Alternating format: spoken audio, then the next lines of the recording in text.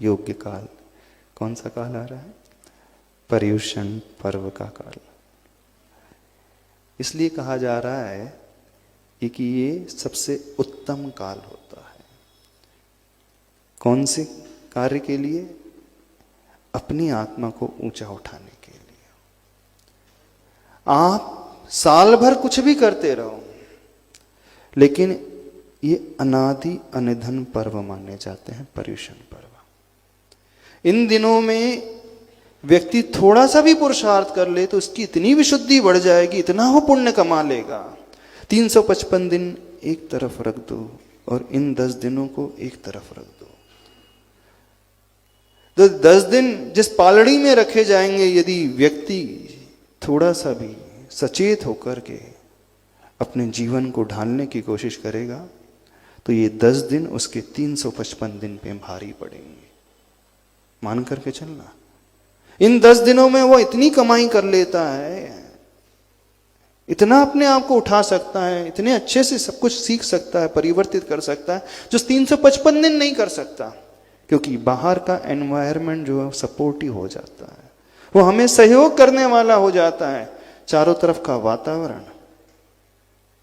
और इन 10 दिनों में यदि कोई व्यक्ति संसार के कार्य करने लगे, सुनना ध्यान से, तो जैसे इनकम भी ज्यादा होती है ना, जब जिस बिजनेस में, सौदे में जब मार्जिन बहुत ज्यादा, प्रॉफिट बहुत ज्यादा होने लगता है तो लॉस भी वैसे ही होता है। इस बात को समझ करके चलना। जैसे डील में बहुत प्रॉफिट होता है इजीली, एक ही दिन में करोड़ों करोड़ों यहां से वहां हो जाते हैं, शेयर मार्केट होते हैं ना, सोने चांदी में है, घर बैठे बैठे वो करोड़ों रुपए ऐसे एक दिन में कमा लेता है। जब डूबते हैं ना तो करोड़ों नहीं डूबते, डूबते कई गुना ज्यादा है। तो हम ये कह रहे हैं यदि पर्युषण पर्व में यदि उसने अपने आप को संभाल लिया करोड़ों कमा लेगा, और पाप के कार्यों में लग गया तो उससे 10 गुना ज्यादा वो खोएगा। इस बात को समझ करके चलना। क्योंकि योग्य काल में यदि इनकम अच्छी हो रही है तो ये ऐसी डील है, यदि पाप के कार्य में लग जाओगे तो ऐसे अशुभ कर्म का आश्रय होगा जो भवो भवो तक भटकाने वाला होगा। क्योंकि जब जितना उत्थान होता है तो पतन भी वैसा ही होता है। हवाई जहाज की यात्रा में जितनी जल्दी आराम से पहुंचा जा सकता है ना, उतना अन्य किसी यान से नहीं पहुंचा जाता। लेकिन यदि वो गिरता है, प्लेन क्रैश हो जाए तो अस्थि पंजर भी नजर नहीं आएंगे। साइकिल से गिरेगा तो हाथ पैर ही छिलेंगे, लेकिन मरेगा नहीं। कार से एक्सीडेंट होगा, हड्डी टूटेगी, चांसेस रहते हैं बचने के। लेकिन प्लेन से गिरेगा तो न तेरई की आवश्यकता, न तिये की आवश्यकता न तिया न तेरा, सब तेरे सब हो गया। वो तो अब अपने आप ही हो जाता, प्रकृति अपने आप ही कर देती। ऐसी है ना।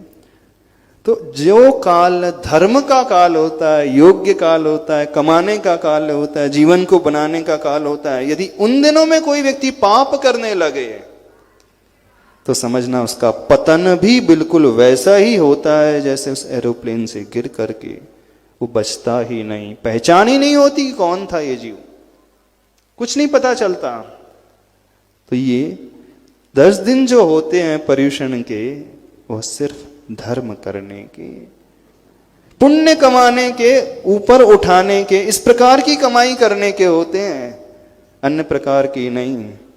तो आप लोगों को क्या करना है? हाँ, ऊपर से नीचे तो नहीं गिरना है। जिंदगी निकल गई गिरते गिरते।